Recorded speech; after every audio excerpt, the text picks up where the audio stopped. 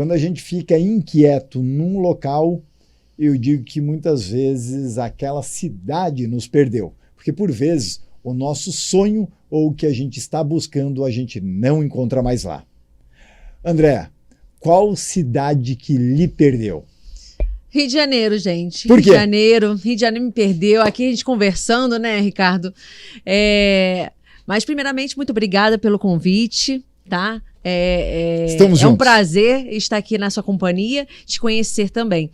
Bom, Rio de Janeiro me perdeu porque, né, infelizmente, a situação econômica e de segurança não está legal, né, lá do Rio. Então, eu e minha família estamos aqui em São Paulo há mais de 4 anos e meio, aqui, e fazendo história, né? Meu marido trabalha com segurança da informação e eu trabalho com recursos humanos. E aqui tem muitos recursos, muitas áreas para a gente atuar aqui em São Paulo. Então, Rio de Janeiro... Tchau, tchau.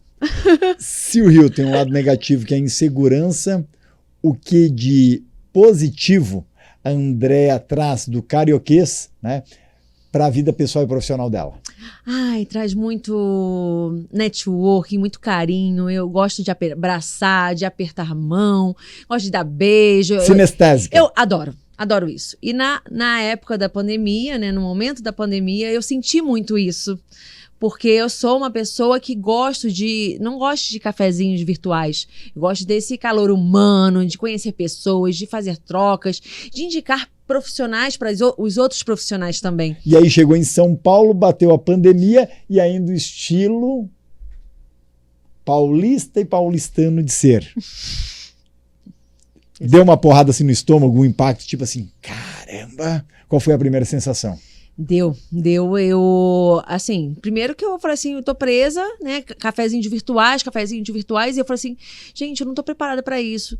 E agora eu vou abrir meu coração aqui para você, que eu nunca falei isso, mas desculpe meus seguidores, alguma pessoa que eu não aceitei café. Eu não gosto, às vezes eu dei uma desculpa. Dei uma desculpa que eu não queria, não podia, mas assim, é muita tela. E eu não tô acostumada com isso. Aqui em São Paulo, é diferente do Rio, tem muitos eventos. Se você não se controlar, você vai a evento todos os dias, você sabe, né? Você é um palestrante, você sabe quantos eventos a gente tem aqui em São Paulo. E no momento da pandemia, me pegou de jeito e recém-chegada aqui em São Paulo. Então, foi bem ruim para a networking, a rainha, todo mundo me chama aí de rainha do networking, porque eu gosto de conectar pessoas. E aí foi uma situação bem difícil para mim. André, há pouco eu entrevistava com um grande amigo, que é o João Bittencourt, que é gestor de ensino no Albert Einstein. E falávamos que tem 2 maneiras que a gente nasce, né? Ok, na nossa infância e depois quando a gente descobre para o que veio ao mundo. Quando foi a sua maior descoberta dentro disso? Tipo assim, caramba, eu nasci para isso. Foi quando eu comecei no LinkedIn em 2017. Tá. Logo, um ano após a Microsoft adquirir ali, liberou para postagens, artigos, Exatamente. Eu tô no LinkedIn desde 2007 como recrutadora, recrutando profissionais lá dentro, né? Antigamente, né? Nessa época, em 2007, era um currículo... Era um cato online. Exatamente. As pessoas só estavam lá ou para recrutar ou quando queriam procurar emprego, e deu. Exatamente. Nessa época, eu buscava profissionais dentro do LinkedIn em 2007. E aí, em 2017, né, eu comecei a produzir conteúdos no LinkedIn. E a partir disso, né, quem não é visto, não é lembrado, com certeza você fala para os seus mentorados isso. E aí eu comecei a produzir conteúdos e tudo, e a ser vista, ir a eventos. E aí vai crescendo os seus números de seguidores, vai crescendo aí a Andréa aparecendo mais, né? E aí começaram os convites, né? 2020, no início da pandemia, eu comecei a ser vista por jornais, revistas. Eu escrevi para a Jovem Pan, né? Dei entrevista para a Jovem Pan, G1, Gazeta de São Paulo, Folha de São Paulo. E aí eu falei assim, caramba, né? Eu tenho algo que as pessoas se interessam. Eu falei assim, é isso tudo mesmo? E em 2019 também, eu fui chamada para escrever um livro, né? Em breve, ano que vem, sairá meu livro sobre networking. E eu falei assim, gente, livro? Eu nunca pensei em escrever um livro. Então, muitos desafios, Ricardo, apareceram na minha carreira, né? Palestrar. Gente, palestrar, que legal. Vou aprender mais sobre isso, vou estudar sobre isso. É um instrumento de vida muito bacana para transformar pessoas. Gente, total. Assim, eu amo desenvolver pessoas. Tá aqui no meu DNA, né, de RH, desenvolver pessoas. E palestrar, não, palestrar para 40, 50, 60, 100. Opa! Esse ano, 300, 400 pessoas. Será que eu dou conta? Mas se estão dando essa oportunidade para mim, é porque eu mereço e as pessoas veem esse potencial em mim. Então, eu me desafio cada vez. Então, eu estou com outros projetos também muito maiores e eu penso muito grande. Eu acho que a gente tem que pensar muito grande para a gente tentar alcançar aí, né? A gente aprender, aprender com as pessoas para a gente alcançar maiores voos. E o que lhe traz medo e que de alguma maneira você tem trabalhado ou trabalhou para, não para eliminar, né? Mas para combater aquilo de uma maneira que talvez até lhe impulsionou para uma ação, para uma descoberta que você talvez não tinha se visto antes? Eu tenho que trabalhar ainda, estou trabalhando isso, a procrastinação. Aquele retorno de curto prazo e a gente procrastina só porque nos gera algo positivo, senão a gente não procrastinava. Exatamente. Muitas pessoas, Andréia, faz isso, faz aquilo outro. Eu, tá bom. Aí deixava assim de ladinho, né? Deixava de ladinho. Aí várias pessoas, não são 5, 6, são 10 pessoas falando que você deveria fazer isso, deveria fazer aquilo. E às vezes eu procrastino. André, você trabalha há anos, né? No universo, eu digo universo porque tem várias pontas dentro disso, do recrutamento, né? E da empregabilidade. Bom, apesar de que o modo de contratação aos poucos tem mudado, né? As ferramentas que se usam também, mas tem algumas coisas que são arcaicas, mas arcaicas que não no sentido de estar velho, mas que as pessoas continuam errando, apesar de que, caramba, isso é lá da época do Guaraná com rolha e o candidato continua vacilando. Dá uma dica. Candidato vacila. Bom, as pessoas ainda escrevem currículo com CPF, RG, né? Conselho da categoria, dados pessoais, né? Ainda continuam errando. Na vestimenta, como é que você se veste para uma entrevista, né? As pessoas ainda não sabem como se comportar. Cultura. Exatamente. Não pesquisam sobre a empresa. Você sabe sobre a empresa? Não sei não. Né? Então vem aquele meme, eu só quero emprego. Eu falava isso semana passada, olha a coincidência, na minha coluna na Rádio CBN, onde, incrível, as pessoas chegando em entrevista de emprego, elas não sabem o que a empresa vende.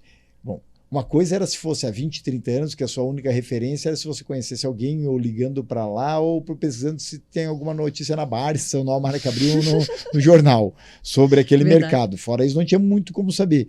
Hoje as pessoas têm até vídeo no YouTube, alguém falando a marca daquela empresa, continuam sem se tocar disso. Falam um nome errado, não sabem o que a empresa vende e depois não entendem por que não são contratadas. Exatamente. E no LinkedIn hoje nós temos isso, nós temos fácil acesso a esses profissionais. É só você saber quem são esses profissionais, ver lá que as pessoas tiram foto de um dia de treinamento, de um dia de semana da SG. Então, assim, as pessoas tem esse acesso hoje, não é na Barça, né? Onde vai ver esse tipo de informação. Nós temos essa informação, tá aqui, na palma da nossa mão. Basta a pessoa ir lá, vamos ver o que a empresa faz, qual é o segmento dela, faturamento também. Então, isso é importante, as pessoas ainda não estudam a empresa. E dentro do seu mercado, André, qual é a grande tendência daqui para frente de profissionais? Porque é uma área onde é uma briga de foice no escuro, né? Ou seja, muita gente um puxando o tapete do outro, quem se diz amiga da André, amigo da André, putz, depois está lá apunhalando pelas costas, gente putz, querendo se passar por cliente da André, mas na verdade querendo obter informação para depois imitar ela. Você já deve ter passado pela sua grande experiência com tudo que é tipo de situação, ok? Mas André, uma pessoa ultra conectada, uma connect people, né? Uma pessoa que está muito antenada sobre o que está vindo por aí, sabe dos cenários em diferentes geografias, em diferentes mercados também, como é que acontece. O que você vê de tendência, né? By André, daqui para frente? Com certeza isso não vai acabar, esse negócio de passar, né, a perna no outro, de, né, fazer um jeitinho brasileiro de indicar por conta de algumas amizades, né? O QI sempre vai continuar, né? Mas eu acho que o profissional tem que se destacar, né? Pelos seus resultados, o que você está agregando, mas também se qualificando. Ainda a gente tem poucos profissionais muito técnicos e também pouco preparado para a gestão. Eu acho que falta aí o técnico e a gestão, se preparar mais como ser um bom líder. E líder, chefe, né? A gente fala muito disso. Mas o que é um bom líder? É o exemplo, né? Chefe é aquele que vai lá, tira o seu sangue, passa por cima de você, fala que a ideia dele, mas era a sua. Então, assim, o mercado tem ainda isso, mas eu vejo mais lá para frente pessoas mais especializadas, tem que se especializar mais, né? Tem que entender do mercado. Eu vejo muito no LinkedIn, eu sou especialista, mas a pessoa é assistente, é um estagiário, não se especializa nisso. Eu sou um especialista. O que é um especialista? Né? Então eu acho que falta isso. A língua inglesa também, eu vejo as pessoas também perdendo muita oportunidade na língua por não ter o inglês, né? Eu vejo isso por conta dos meus clientes que buscam recolocação. Muitos gestores, né? C-levels, não tem inglês. Não tem uma segunda língua para você aplicar para vagas multinacionais, né? Então, eu acho que falta ainda isso no mercado. Tem um dado que eu costumo soltar muito nas minhas palestras, André, que a partir de 2024, pela primeira vez na história da humanidade e então do trabalho moderno, um gestor vai liderar, vai, na verdade, ser gestor, não quer dizer que vai liderar de fato 5 gerações ao mesmo tempo. Baby boomers, porque a expectativa de vida aumentou, então muitos ainda estão no mercado de trabalho. Geração X, Y, Z e Alpha, porque a partir de 2024, Alpha faz 14 anos, né, que é o pessoal que nasceu de 2010 para frente. Uhum. E, consequentemente, já pode entrar como menor aprendiz. O que a gente vê dentro de grande parte das empresas, em termos de liderança agora, é um show de horrores. Exatamente. Né? Eu falava há pouco aqui na mesa no sentido de o mais velho chamando a geração mais nova de geração Nutella, os mais novos não se identificando e chamando o outro de tio Suquita. Uhum. Né? E aí não existe aqui um processo de empatia e colaboração para que essa liderança ela seja exercida e, de fato, você consiga inspirar o melhor daquele que está vindo. Uhum. Quando você trabalha num processo de empregabilidade, o que você percebe muito comum entre as diferentes gerações que você já trabalhou até hoje? Quais as características, ou talvez até os preconceitos, ou as crenças limitantes de cada um que até impossibilitem eles de dar o próximo passo? Você vê, no seu caso, características geracionais chegando muito bem demarcadas, delimitadas? Sim, ainda tem esse preconceito, por exemplo, né? Eu atendo muitas pessoas de 40, 50 a mais. Né? É o X e Baby Boomer. Exatamente. É a ponta do iceberg, né? E lá embaixo, né? E aí eu falo, gente, tem aquele filme O Senhor Estagiário, né? E aí ela, uma jovem, né? Geração X, né? Z, quer dizer, e ele, um senhor de quase 70 anos.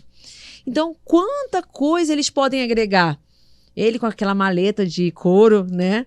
Não sei se vocês não assistiram, assistam esse filme maravilhoso, O Senhor Estagiário. Então, esse filme retrata claramente o mercado, né? Ele mexe lá com a calculadora, ele faz tudo no papel, né?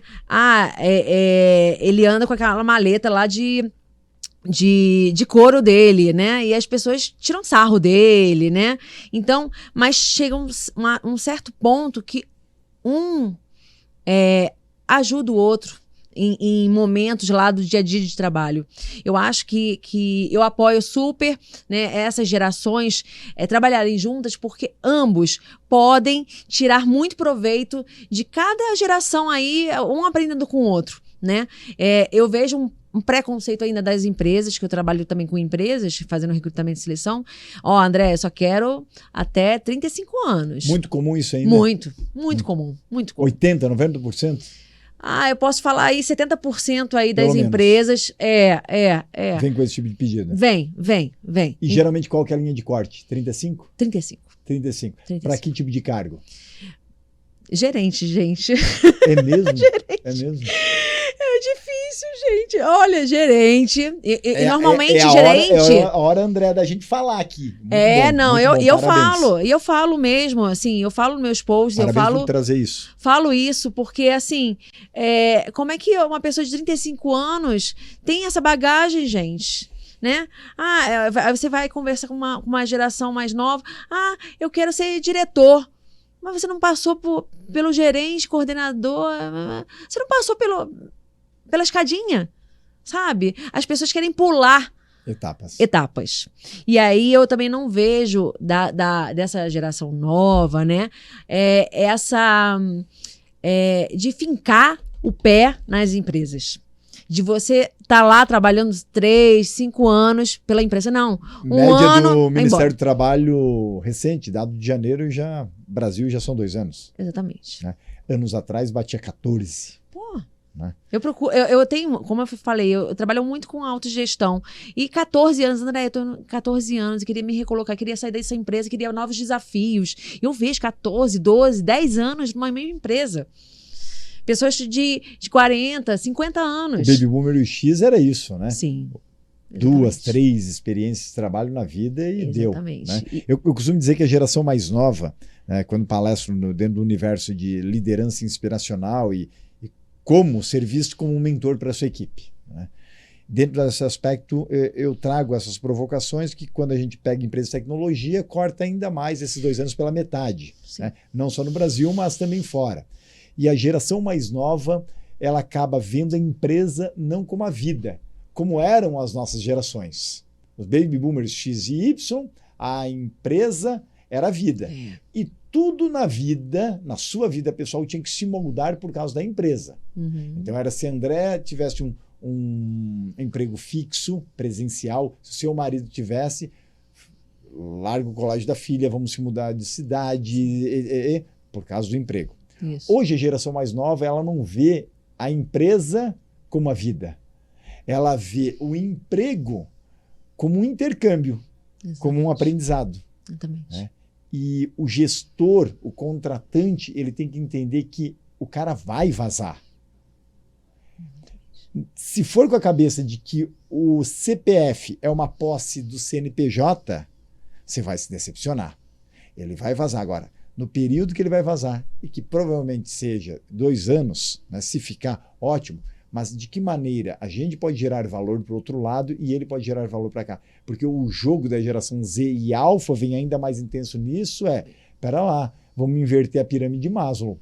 Sim, né? Exatamente. Antes de ter um monte de coisa, né, ou a minha segurança, talvez eu quero me sentir mais realizado, saber quem eu sou, para o que eu vim na vida, eu quero cobrar isso da empresa também, entender o meu propósito e o dela, para depois talvez eu pensar em outros aspectos. Sim, né? sim. Mesmo porque a base da pirâmide de Maslow, muitos já têm, porque os pais os nutrem.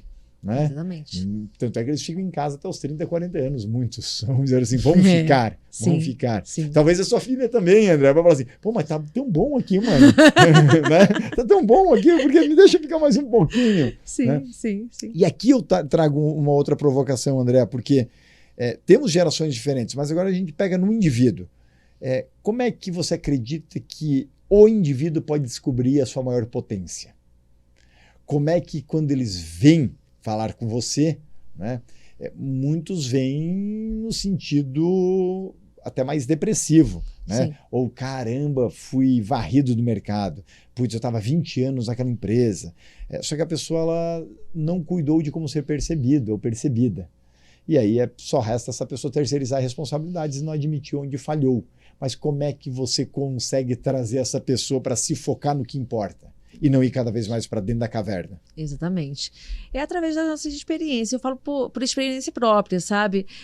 Ontem eu estava lá no LinkedIn, a gente estava com um anuário, né, falando sobre benefícios, e a companhia de estágio estava lá e falando, perguntou, né? Quem já estagiou? Eu falei assim, que pergunta. Claro, todo mundo estagiou. Eu olhei assim, ó. Gente, tem gente que não estagiou. E geração Nunca mais estagiou. nova que tava lá? Não! Olha só. Nossa geração. Olha só. Eu falei assim, como é que a pessoa não estagiou? Eu perdi o cálculo de quantos estágios. Gente, eu perdi os... Não, eu não sei quantos Somos estágios. dois, então. Não lembro, gente. Não lembro, né? Eu sou 40 a mais. Tô brincando. Vou ter que olhar no LinkedIn, ou no Lattes, ou no... Não, gente, na carteira de trabalho. Carteira de trabalho. Mas assim... eu acho que através das experiências. Quando você faz um estágio, você experimenta, né? Não é assim, não, eu vou tentar isso, vou tentar aquilo, né? Aquela geração, né? Que vai pulando de galho em galho, né? Não se encontrou, vai fazer... Não termina nenhum ciclo. Não termina. Então, o que eu fiz, né? Eu vou falar da minha carreira. Eu falei assim, eu vou fazer letras, fiz letras, minha primeira graduação é de letras, eu queria ser professora de espanhol.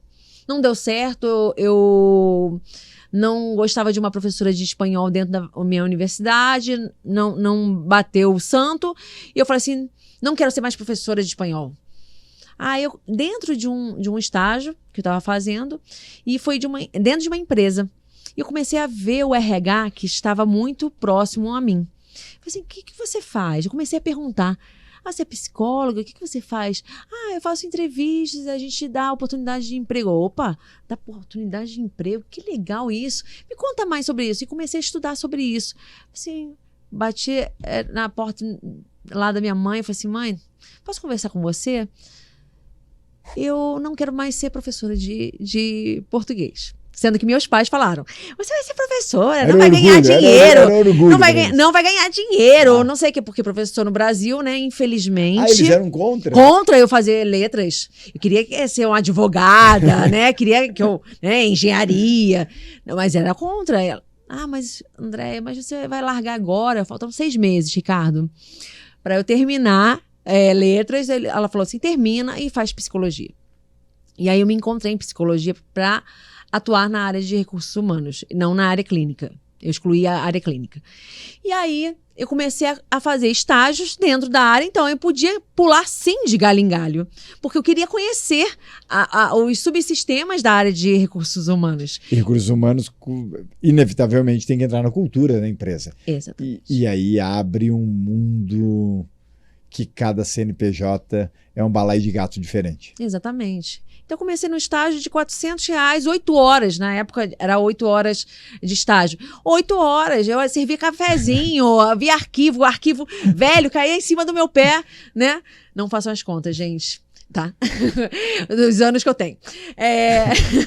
Então, assim, eu comecei nos primórdios do RH, né? Arquivo, a gente recebia currículo em mãos. E aí eu fui experimentando. Eu falei assim, gosto de recrutamento e seleção. Eu não vou ficar um pouquinho aqui só para fazer experiência, vou para outro. E aí depois eu fui para uma consultoria de RH mais decente, mais, né, com tecnologia. E aí depois eu fui para um cargo mais de estágio mais executivo, eu atendia, né? Eu fiz estágio na Cato. Olha só. Fiz estágio na Cato, então eu ia de terninho, né? Sapatinho fechado, alto. Então, assim, era consultora Andréia, não era estagiária. Então, era toda aquela beca. Aquela beca maravilhosa. Fiz estágio na área de benefícios, não me adaptei. Fiquei 6 anos numa empresa maravilhosa, que é a Bayer. Então, assim, eu queria me aposentar lá, Mas eu falei assim, não vou me adaptar, não me adaptei porque Por quê? é muito operacional, né? E eu tinha que conversar muito com os aposentados. Eu fazia toda a parte de controlar os benefícios dos aposentados. E era um trabalho bacana, assim, de conversar com eles. E aí a minha chefe mesmo, não gostava que eu conversasse com eles. Andréia, você foi conversando um tempão aí com fulano, Andréia? Então ela não gostava que eu conversasse com as pessoas, mas os idosos têm esse carinho, têm esse contato mais próximo. Eles saíam de casa para aquilo, era o evento do dia. Exatamente. Evento do E se dia. É que nem no vestiam. laboratório, muitas Exatamente. vezes, né, para muitos idosos, o ir no laboratório, fazer o exame, né, tem vários clientes vieram desse universo, dessa área de saúde laboratorial, comentam muito a respeito disso. Pô, tem que ser tratado de uma maneira diferente, porque para você é só mais um atendimento, mas para eles, para muitos deles, é o evento do dia. Sim, sim. Né? É o momento do dia que eles puderam ter atenção, já que os filhos muitas vezes já não visitam mais. Sim. Né? Os netos também não aparecem. E, de certa maneira, os últimos anos de vida, para muitos, é um tanto triste e com uma solidão enorme. Exatamente. E aí eu me encontrei na área de recrutamento e seleção. Então, 17 anos aí de experiência com recrutamento e seleção, desenvolvendo pessoas. E a cada lugar que eu passava, né, as pessoas, André, olha lá seu filho, você que contratou. Eu tinha um orgulho daquilo. Vários pupilos. Poxa, vários pupilos, assim, e vendo todas as pessoas. Vai aparecer aqui nos comentários abaixo. Aí, vai, daqui a pouco, André, eu fui contratada por você, né?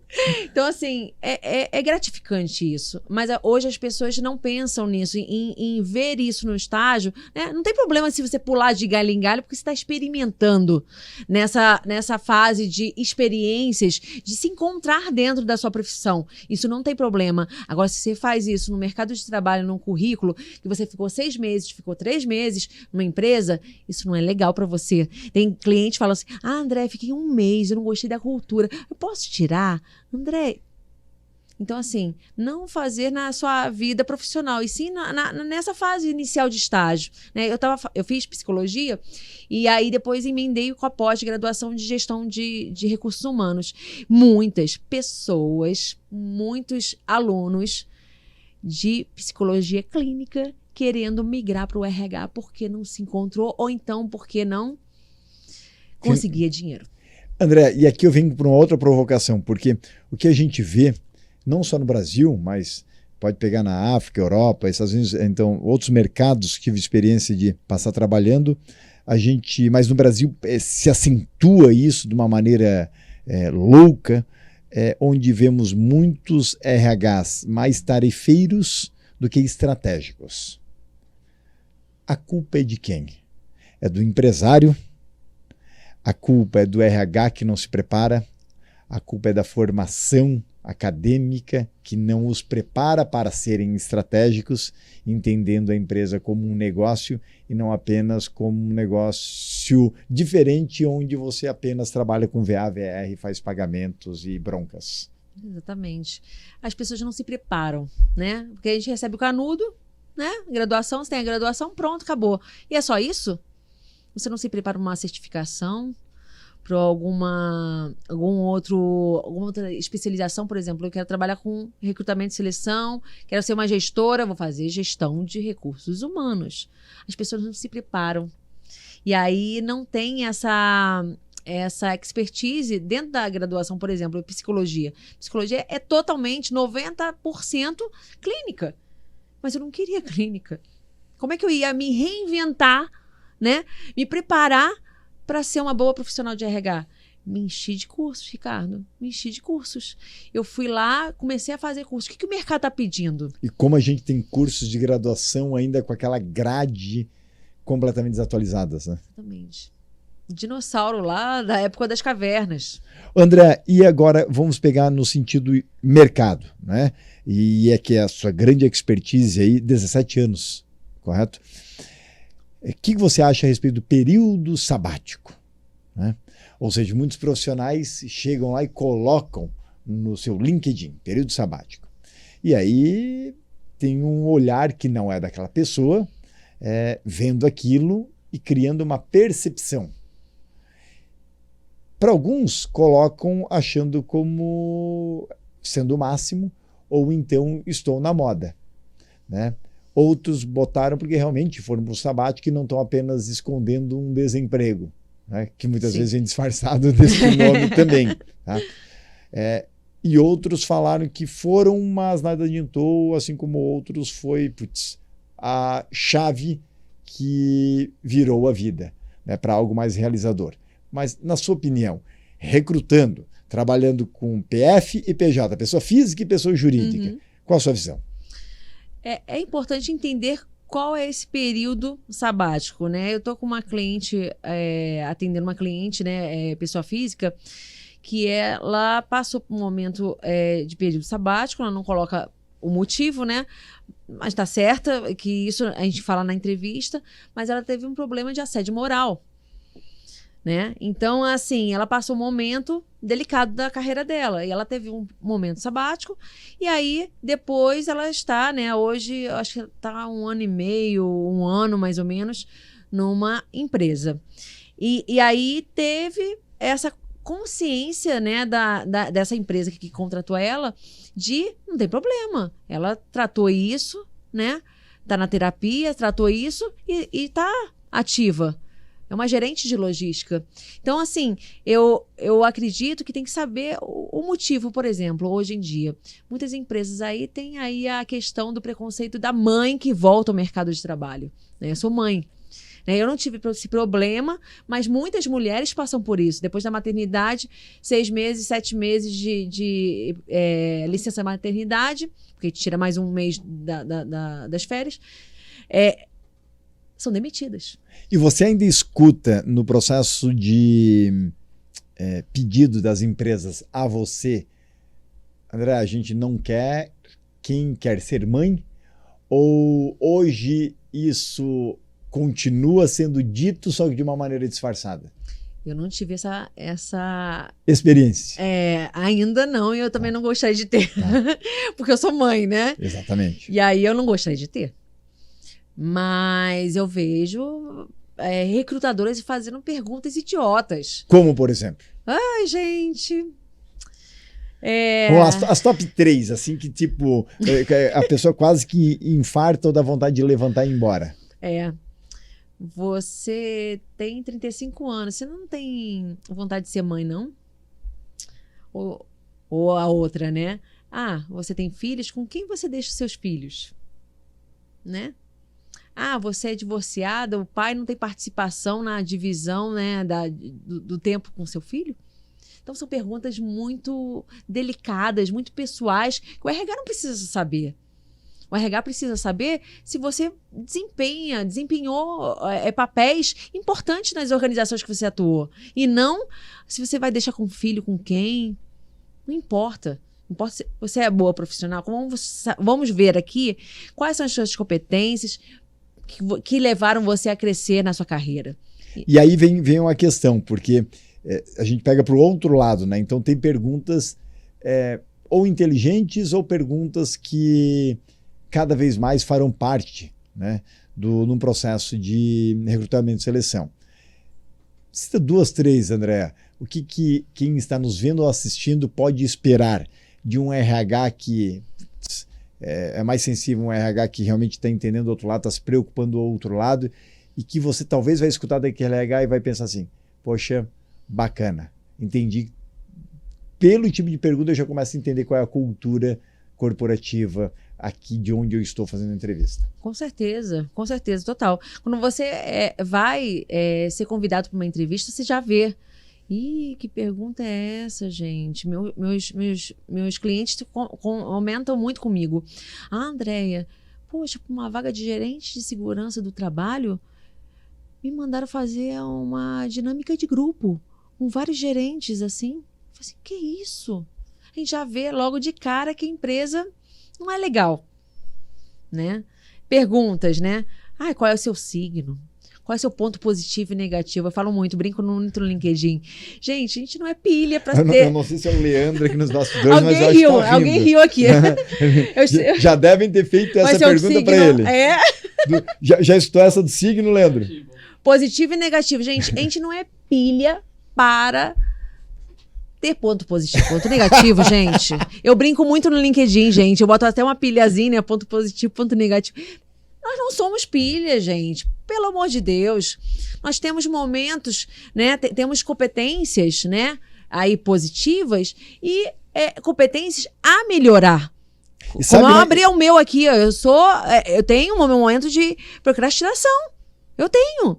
Todo mundo tem sua competência para melhorar. Aí, uma coisa que você pode melhorar.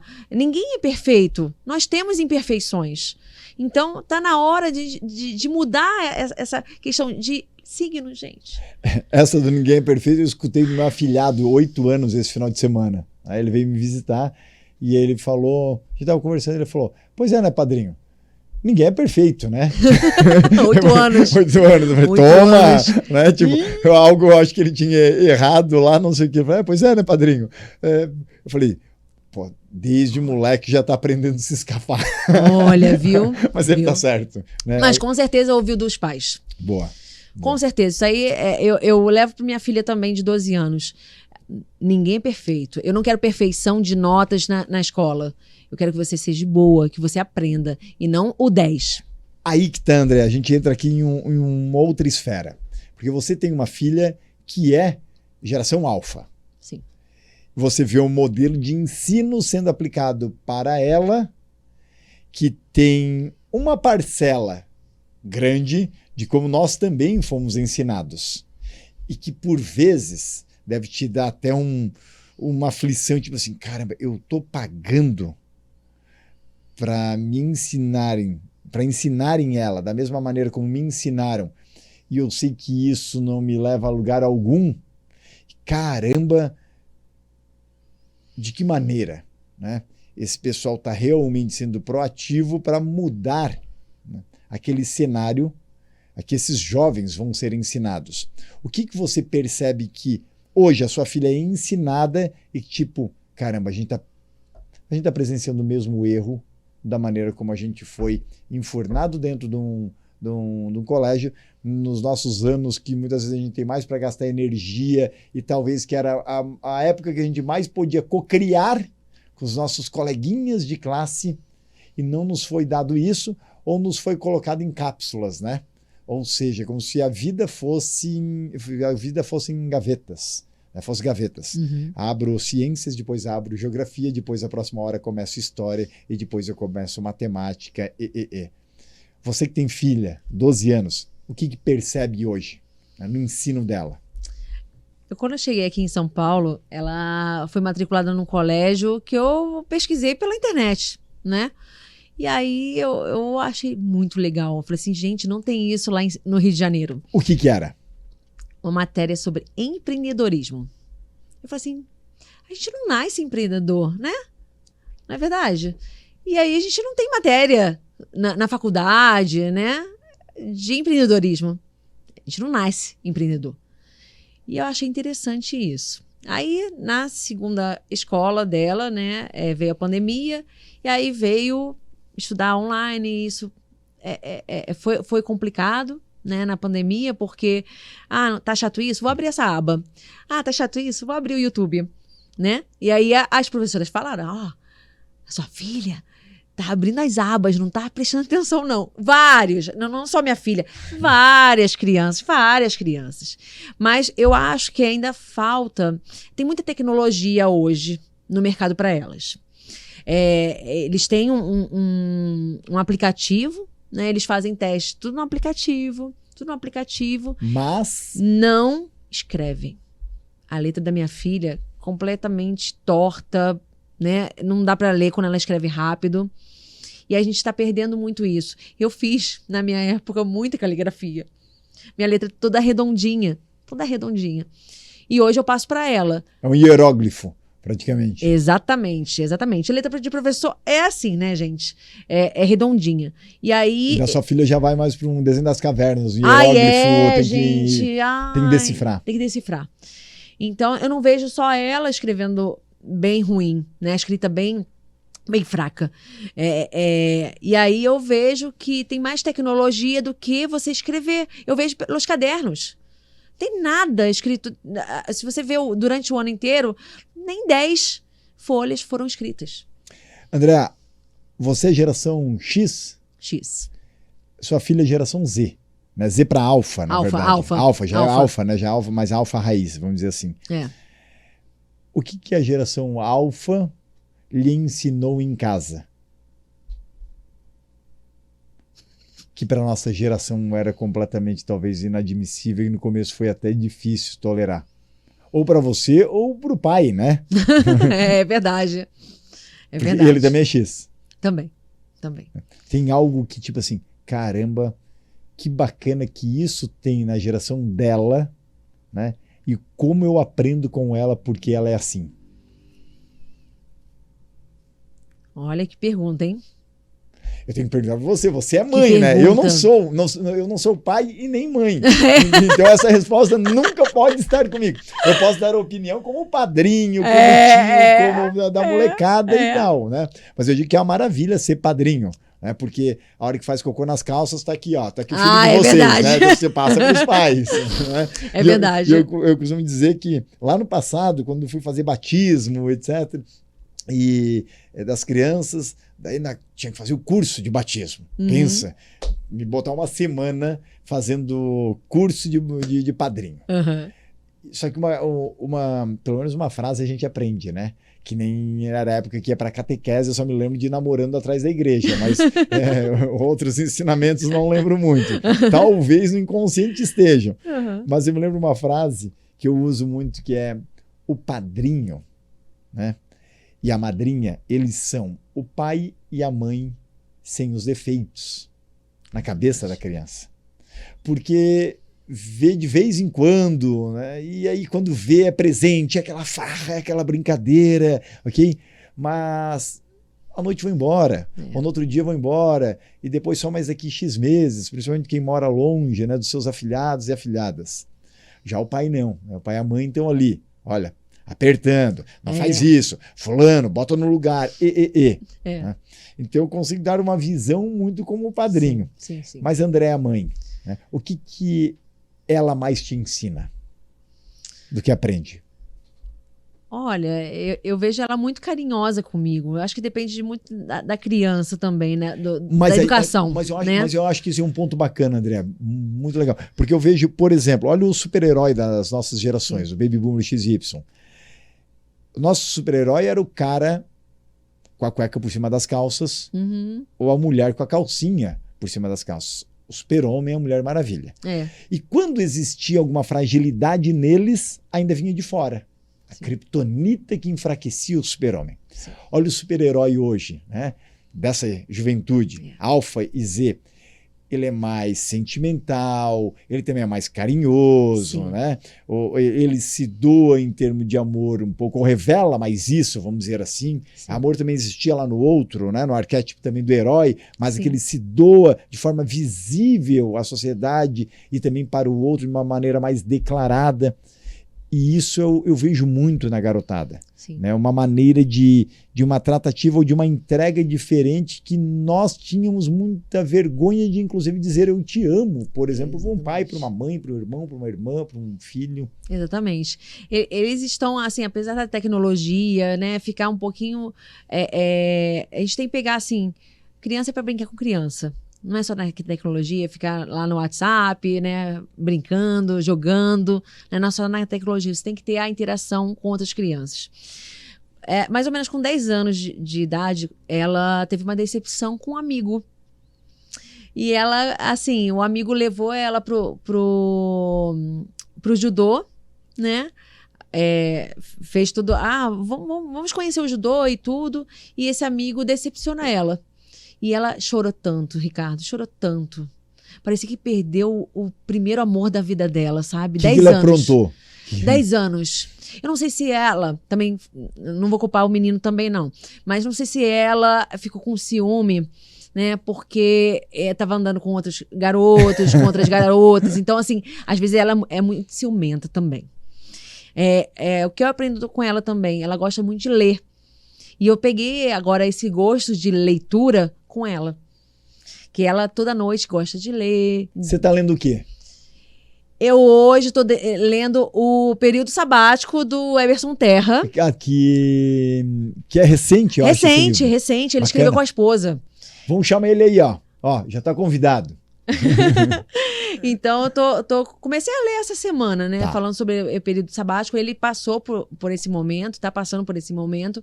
Então, é legal pra gente aprender um pouquinho mais. E ela, a Letícia, voltando, né, à pergunta, as crianças estão muito sentimentais. E eles estão, assim,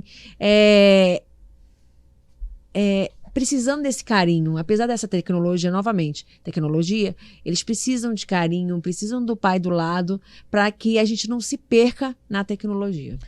André, com relação à leitura, teve algum livro que ou mudou a sua vida, ou foi tipo assim um marco e tipo, caramba, isso daqui foi uma baita de uma reflexão, ou uma porrada no estômago e tipo, chegou a ser até talvez adstringente, e dali para frente você começou a tomar atitudes ou ter uma postura diferente? Existe esse livro na sua vida? Existem, por favor, comprem, gente. Coragem, de Carol Manciola. Ela fala sobre a área de vendas, ela fala sobre vendas de uma maneira muito leve, né? E coragem, para você ter coragem. Não desistir, né? Você falar não, sim, é um ato de coragem. Falar não é um ato de coragem. Então, esse livro me deu, assim, uma coragem mesmo de conseguir as coisas, de correr atrás, ou então não ficar com medinho. Você vai palestrar para 400 pessoas. E aí? Vai ter coragem? Aí vinha um bichinho, né? Ah, você não vai ter coragem. Ah, você vai ter coragem sim, André. Não tenha medo. Então, assim, esse livro foi libertador para minha carreira.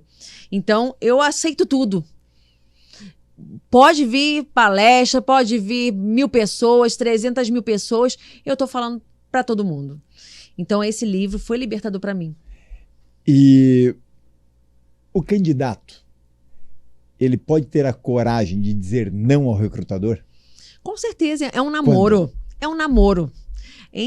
O candidato tem que namorar a empresa e a empresa tem que namorar um candidato. Não é apenas um jogo do que era muito característico décadas atrás, onde a empresa está sempre por cima da carniça. Não. Né? Por cima daquela carniça que parece muitas vezes, a depender da empresa, um urubu. Com certeza, com certeza. Ah, o RH que domina, o RH que pergunta. Acabou isso.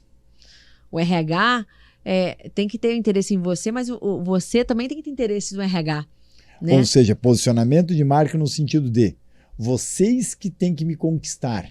Exatamente. Né? E eu vou pensar se eu vou para aí. Exatamente. Tanto que... Posso fazer uma pergunta? Ou então RH... Você tem mais alguma pergunta?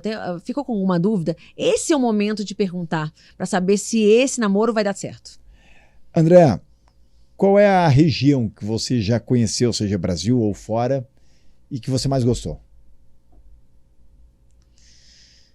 Ai, Maceió. O que a Andréa tem de característica pessoal e que Maceió tem também? Ai, Maceió, eu tive com a minha família e eu falei assim, meu sonho é fazer um mergulho. Tá. E aí o rapaz lá, né, o vendedor, olha, gente, não podem grávidas, não podem não sei o quê.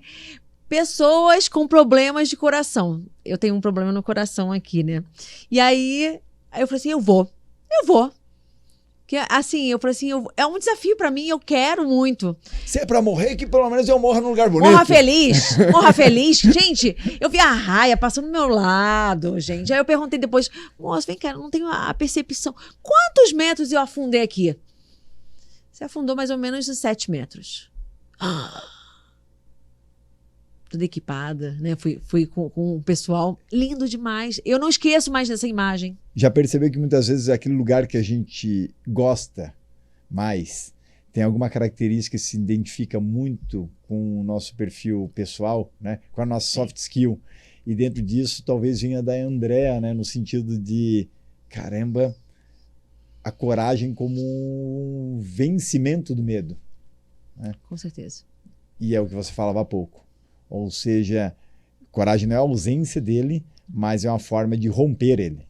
Exatamente. Né? Romper o medo. Exatamente. André, para a gente encerrar, tem alguma frase ou sua, ou de algum autor, autora que você admira, você quer, aqui ó, para essa câmera fechada, tá? Para a gente encerrar esse bate-papo para lá de espetacular. Então, pessoal, deixa aí meus contatos e eu queria passar uma frase, né, minha mesmo, né, que eu falo muito para as pessoas, né, como a gente se relaciona com pessoas, a gente tem que manter um networking aquecido, né? Eu falo muito que o networking cria laços de amizade, criam laços de negócios, parcerias, né? Você que está buscando recolocação, você que está procurando emprego, né? Tá aí buscando negócios, parcerias, não deixe de fazer networking quando você precisa, né? Faça do networking, né? Uma rotina da tua vida, né? Eu falo muito lá no LinkedIn que o networking cria laços e networking é pra vida. Espetacular. Obrigado. Obrigada.